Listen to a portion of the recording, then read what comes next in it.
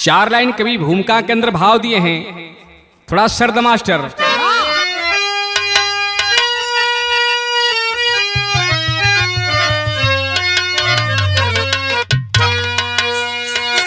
ओ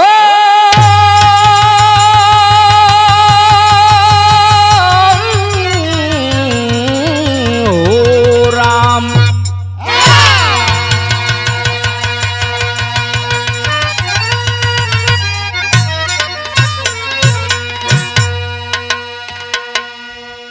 मिलन संजोग किस्मत में नहीं गर लिख दिया ब्रह्मा, सतत कोशिश करे मानव मगर ध्रुव ही जुदा होता। पिन्हा कर मांग में सिंदूर सवर कर आ गए दंपति, नसीबन टूटता रिश्ता सदा शादी शुदा होता। भरा गुलशन गुलाबों से बहारे झूम कर आई, उजड़ते देखी है दुनिया को झुलस कर जब बुझा होता। यही है खेल किस्मत का कभी भी टल नहीं सकता, वही होता है दुनिया में जो मंजूरे खुदा होता।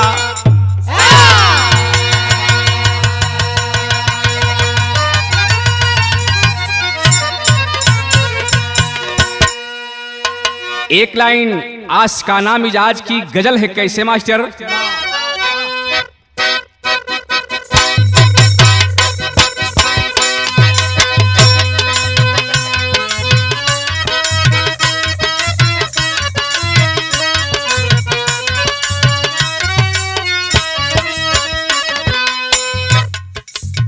आशिक मासूका से कह रहा है,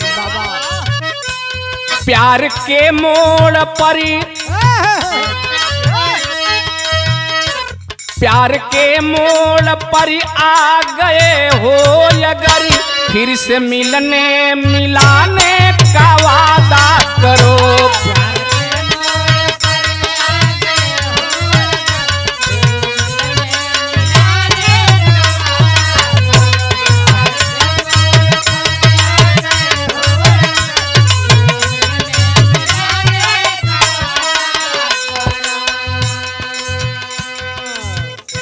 प्यार के मोड़ पर आ गए हो अगर, फिर से मिलने मिलाने का वादा करो। आ गए हो तो जाने की जिद ना करो, आ गए हो तो जाने की जिद ना करो। जा रहे हो तो आने का वादा करो,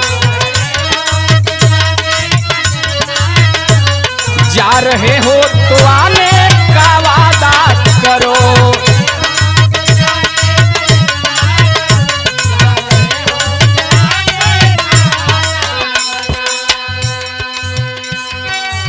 बड़ी ऊंची लाइन कवि गाना के अंदर भाव दिए हैं, कैसे साथी? परवाने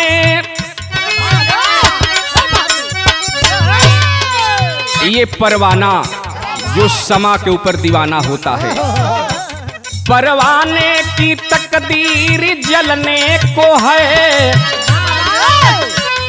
परवाने की तकदीर जलने को है। इसमें सम्मा बेचारी का क्या दोष है?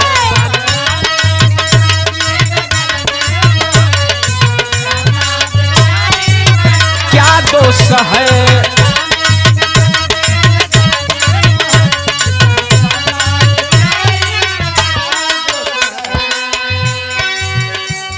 परवाने की तकदीर जलने को है, इसमें सम्मा बेचारी का क्या दोष है?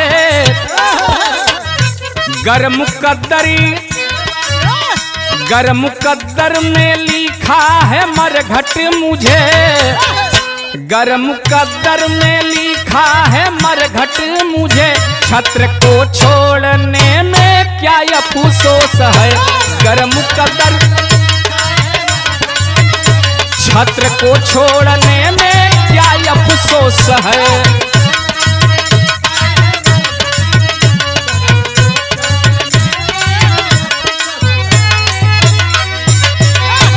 इहमें से कहानी का शुरुआत हो गई, शेर का लाइन लग गई मास्टर भाई।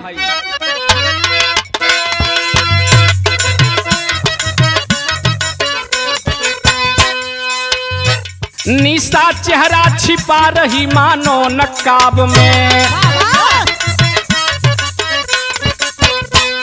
प्राची में रक्त रोशनी थी आफताब में।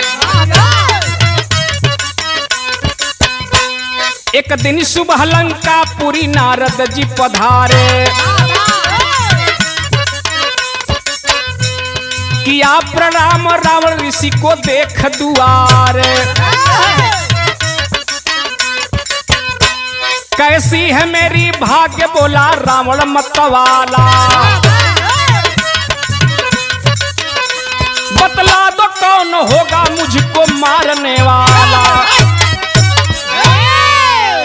सवेरे के बात बा देवर्ष नारद जे के बिना तार के वायरलेस आप बतावेला, उनके विषय में तरह तरह के चर्चा लोग बतावेलन कि जहि दिन नारद कुछऊ न पावे त हड्डी फेंक दुई कुकुर लड़ावे। उहे नारद बाबा लंका की धरती पर पहुंचल हुमन, घूमत घूमत राजा रावण के दरबार में पहुंच गईलन। आज जब रावण दिखले बा त बाबा के प्रणाम कैले बा। एक बात पूछत बा बाबा, कोनो भोजपुरी के गीत लगत मास्टर।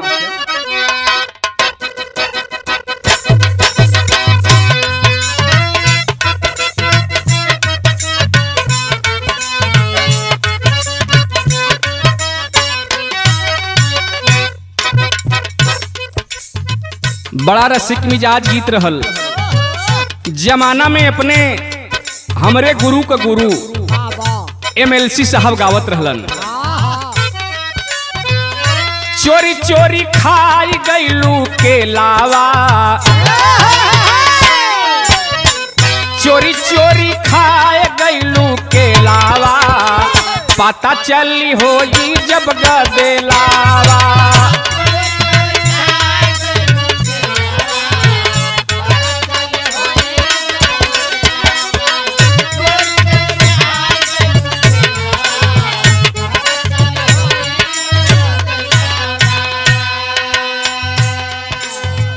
लंका की धरती पर रावण पाके नारद भगवान के साष्टांग प्रणाम कलश की बाबा, आप तो भूत भविष्य वर्तमान तीनों काल का हाल जाने ला। एक ठे बात बतावा कि कवन वीर ए धरती पर आई जेवन हमके मार दी। नारद बाबा बतावत हवन सहजे बात का कहलन। नारद जी बोले ते ही छानावा, नारद जी बोले ते ही छानावा, सुन सुन रावण बलवानावा।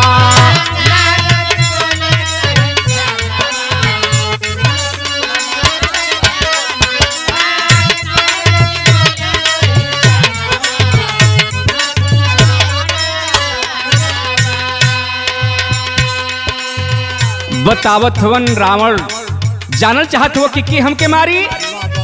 दशरथ के वीर को शल्या के तनवा, पैदा तुहार होई है दुश्मनवा। बतौलन नारद जी दशरथ कबीरी कौशल्या के तन रज से मिलन हुई, जेवन लड़का पैदा हुई उहे तुहार बध करी। सोचत बा रावण दशरथ के वीर को शल्या के तनवा, पैदा तुहार होई है दुश्मनवा। जाके कर दशरथ से मिला नावा,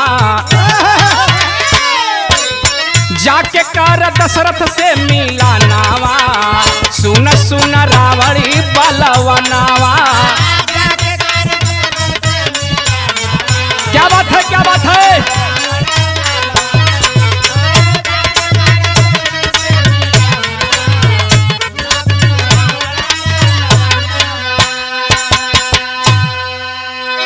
जो ही नारद जी यह बात बताए, रावण आग बबूला हो गया।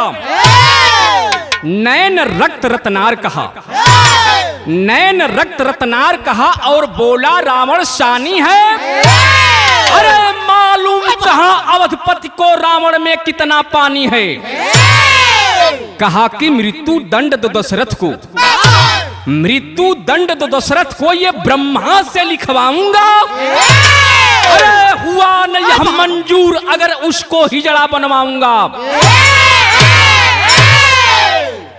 कलश रावण, ए बाबा अब ही तू रावण के विषय में ना जानत हुआ। यही वक्त ब्रह्मा के पास जाई आ वहीं से दशरथ के मौत दिला दे। नारद जी हंसत हुआ। ए धरती पर आज तक होनहारी के हुटार ना पावल। खैर जवन भी बात होके हम बता के चलत हैं। संकेत कर मास्टर भैया।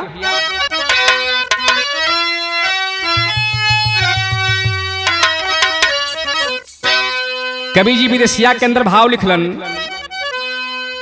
सोचे रही नहीं पासा नहीं,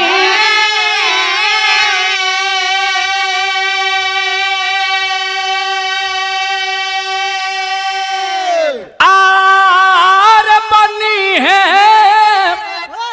बसुरिया हो।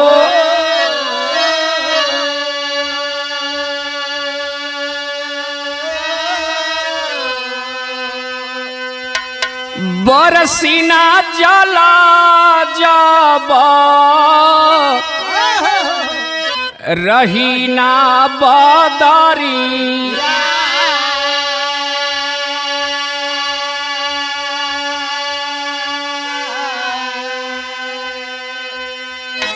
जलिया उठाए चला हाथ के बहेलिया हो।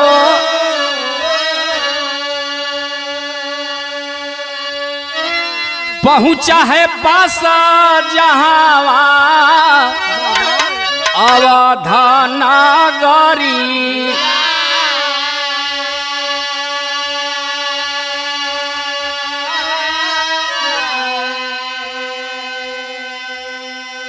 सोचे ही रही आसे भूपा,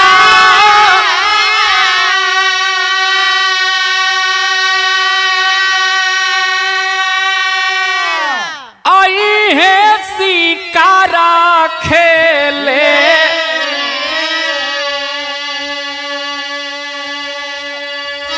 रावण बनाया इकट्ठे माया के गुजारी।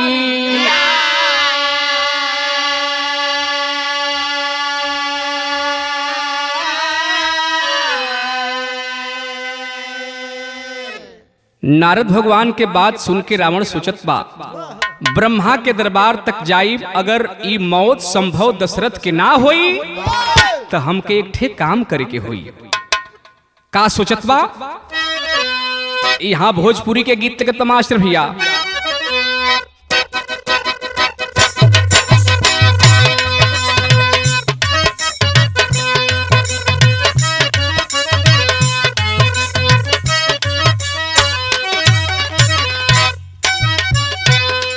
भोजपुरी के कलाकार तमाम गीत गावत हुन।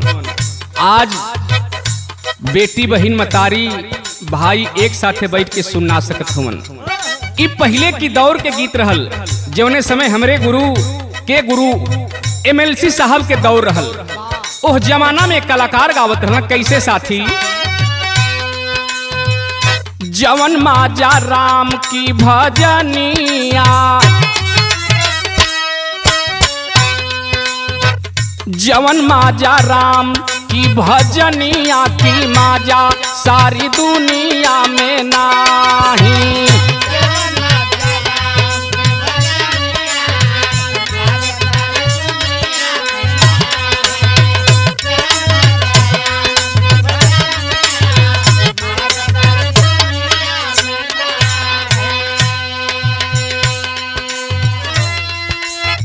जवन माजा राम की,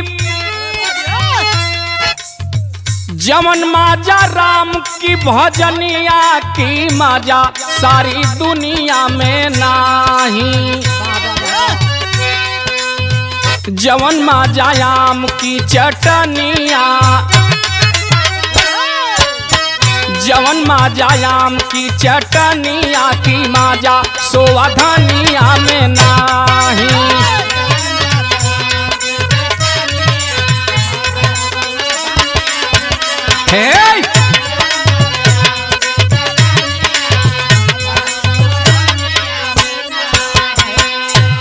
लिखे वाला कभी भी कबो कबो के गजब का लाइन लिख गईलन। जवन माजा आम की चटनिया की माजा सोवा धनिया में नाही। जवन माजा देई दुलहिनिया, जवन माजा देई दुलहिनिया की माजा कसबिनिया में नाही।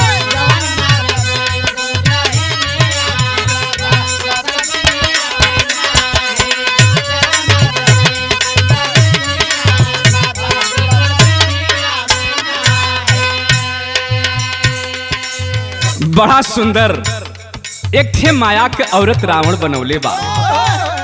कितनी श्रृंगार सजावट के लिए बा। कवि भाव लिखलन। अखिया बबरछी के धार हो, अखिया बबरछी के धार हो कि अप्सरा खड़ी बा बीच रहिया।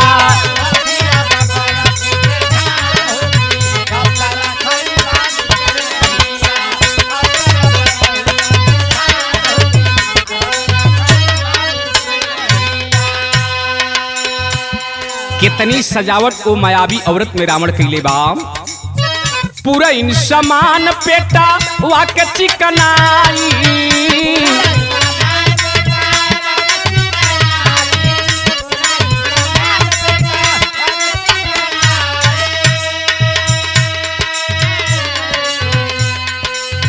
के दली से कम नहीं जांग की ढलाई की अप्सरा खड़ी बा बीचे रहिया।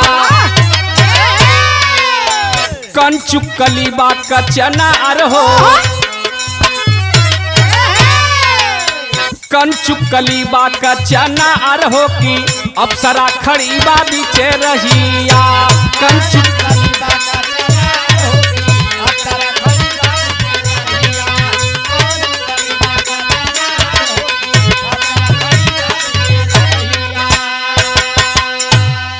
इतना सुंदर सजावट श्रृंगार कैला के पश्चात रावण ओ चौराहे पर खड़ा कैले बा।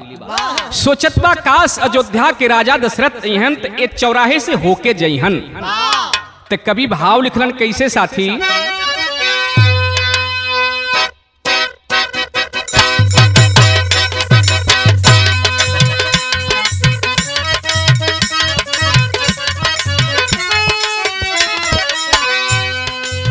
आज के फिल्म में पहले के फिल्म में कितना अंतर बा। पहले के फिल्म धरती मैया, गंगा मैया, नदिया का पार, गंगा मैया तुहे पियरी चढ़ीबो। ऊ दौर ऊ कलाकार लगे कि फिल्म बा।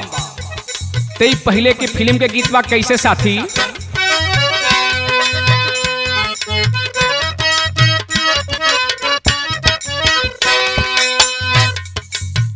दुल्हन सवाल के ले बा दुल्हा से, आज रहबा आज रहबा की जइबा बताव बालमा।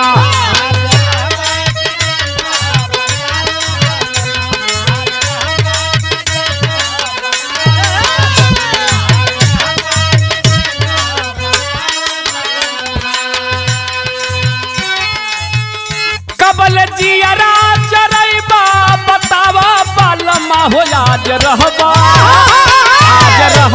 की जइबा बताव बालमा।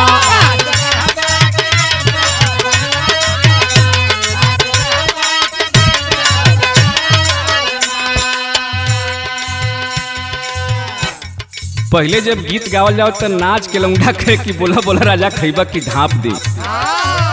खैर पहले के गीत रहल। आज रावण वो चौराहे पर खड़ा कैले बा। अचानक दशरथ राजा अयोध्या से निकल के चौराहे के तरफ भइल हवन। कवि भाव लिखल कैसे साथी? बोला खैबू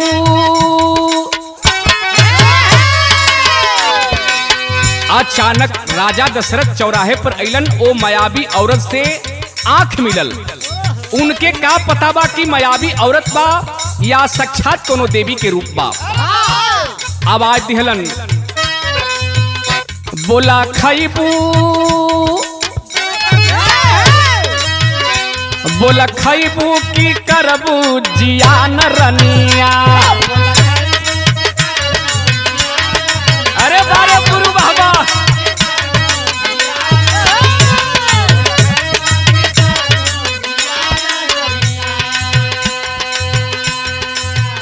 कबल पूरा करई बुयर मानक गोरिया हो। बोला खैबू, बोला खैबू की करबू जियान रनिया।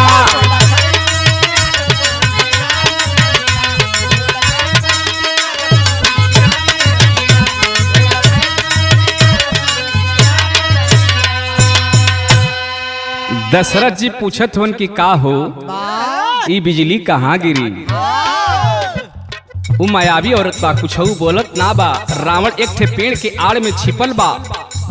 रही मुस्काए दशरथ जी जब बोले, रही मुस्काए।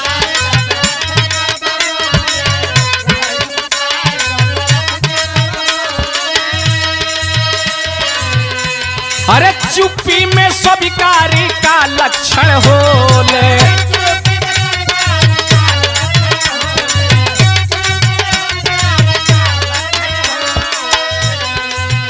कबल हमरो पूरई बुयर मान गोरिया हो। बोला खैबू, बोला खैबू की करबू जियान रनिया।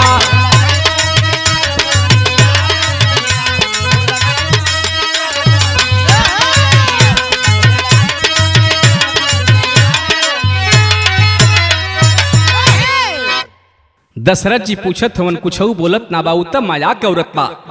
रावण पेड़ के आड़े में छिपल बा, देखत बा। दशरथ जी करीब आवत हवन। ओ मायावी औरत के आलिंगन कइल चाहत हवन। त कभी भाव लिखलन कैसे साथी?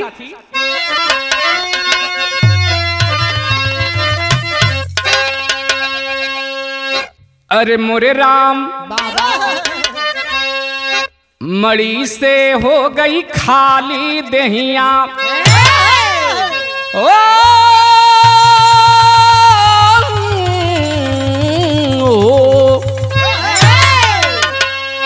मड़ी से हो गई खाली देहिया। मजा ही सजा बनी, पी गए शराब की प्याली।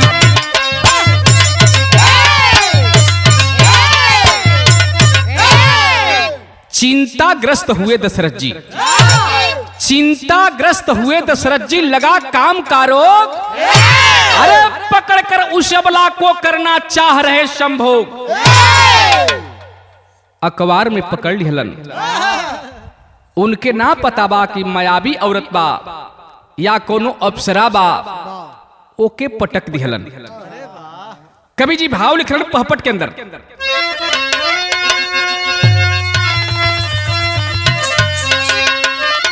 के छक्का बनी बैठे दशरथ मन मारी रावण गरजल बाप। अरे छक्का बनी बैठे दशरथ मन मारी रावण गरजल बाप। हमरा के अब दुनिया अंदर मारी रावण गरजल बाप। दशरथ जी ओ मायावी औरत के धरती पर पछरला के बाद जीवन कर्म पति पत्नी करेलन, उह कर्म ही कर गईलन। नतीजा निकलल कि रावण ओ मायावी औरत में दशरथ के जितना पुरुषार्थ रहल सब खींच ले बा माया द्वारा। बतावल गई लंका के धरती में ओ औरत के लेके चलल बा। सोचत बा कि अब हमके मारे वाला ते धरती पर केहू बा नाम। कवि भाव लिखलन के 9 माह जब बीत गया पैदा भइले सुकुमार हो। पालन किया है रावण उसको देकर भाई का प्यार हो। बड़ा विभीषण नाम रहा अवतारी रावण गरजल बाप। और राम नाम का सच्चा प्रेम पुजारी रावण गर्जल बार।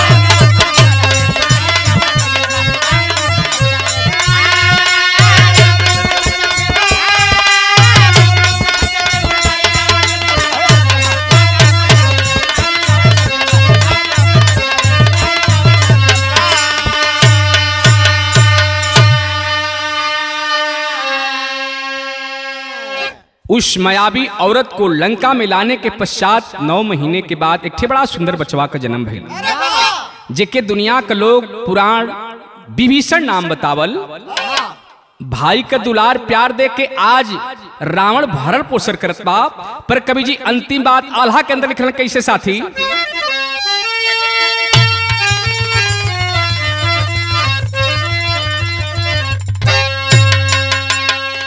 कि अरे केहू नहीं टाले बाबू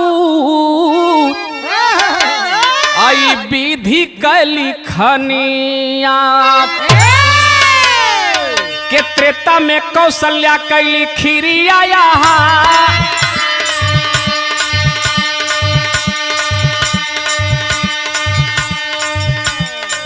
ए भैया त्रेता में कौशल्या कैली खीरिया,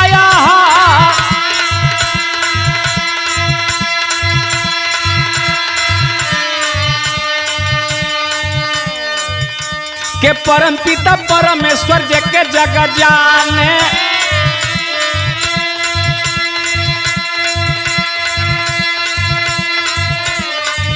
अब कौशल्या के तनावा से लिहले आवता,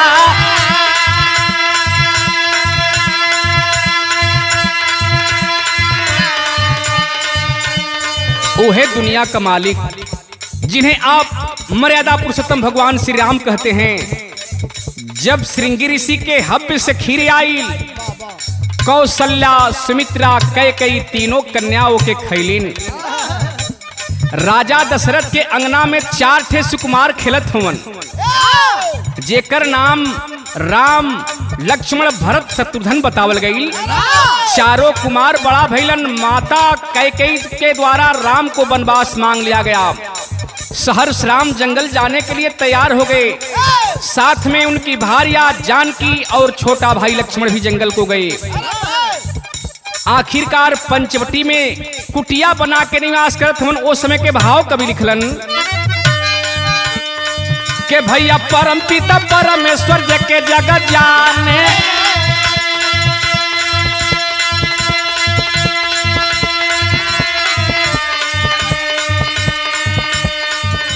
कि कौशल्या के तनावा से लिहले आवता,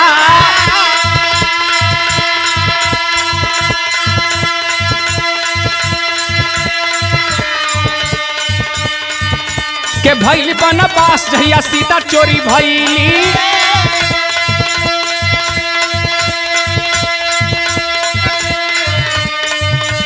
खोजता गईले लंका के माझा,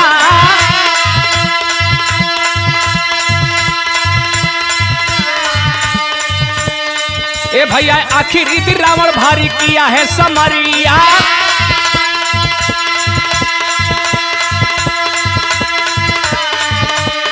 देखे मित्रों, पंचवटी में कुटिया बनाकर निवास करत हवन।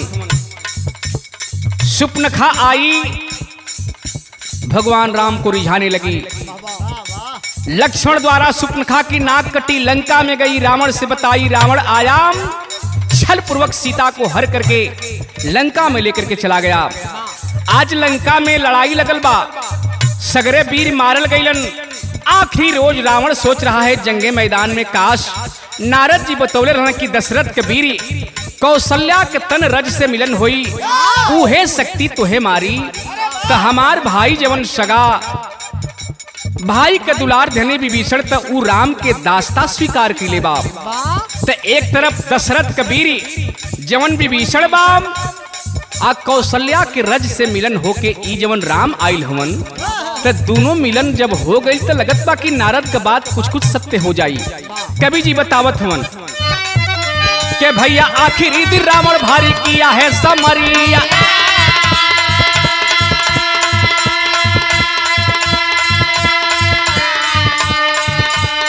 ए भैया नारद वाली बात सोच मनावा पसा,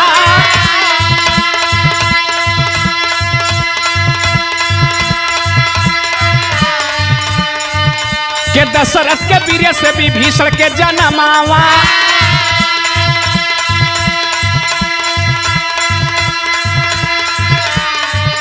कि कौशल्या के तनवा से राम अवतार।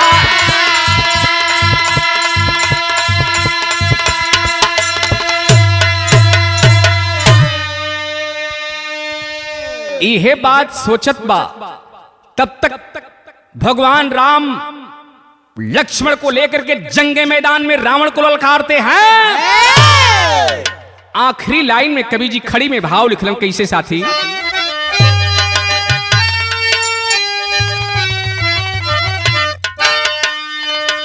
सब ही लाख चाहे दुनिया में कहो ले गतिया, तो जवन मालिक चाहे दुनिया में हो ले बतिया।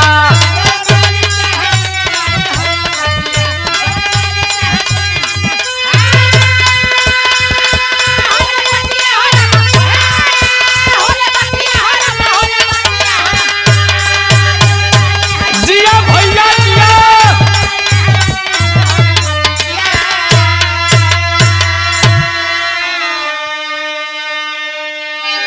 के राम और रावण कैले लंका में लड़ाई, आ 31 बाण राम रावण पर चलाई। 31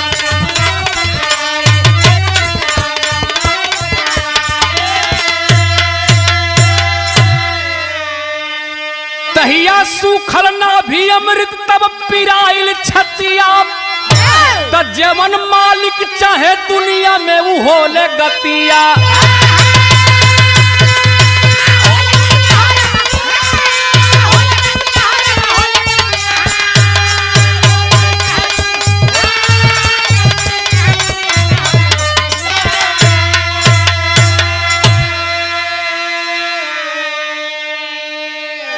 आखिरी रोज रावण मारा गया। इसलिए तो कवि जी भाव लिख रहे हैं कि मुद्दई लाख चाहे पर बुरा न होता है, मुद्दई लाख चाहे पर बुरा न होता है, वही होता है दुनिया में जो मंजूरे खुदा होता है। अंतिम लाइन में घराना का परिचय बाप,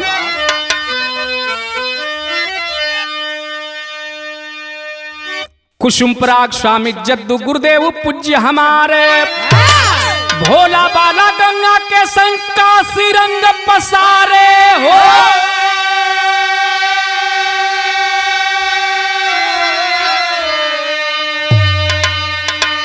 अरे राममणि से हो गई खाली देहिया, सुरेंद्र राम कुंवर बगिया के बने हैं माली मरी।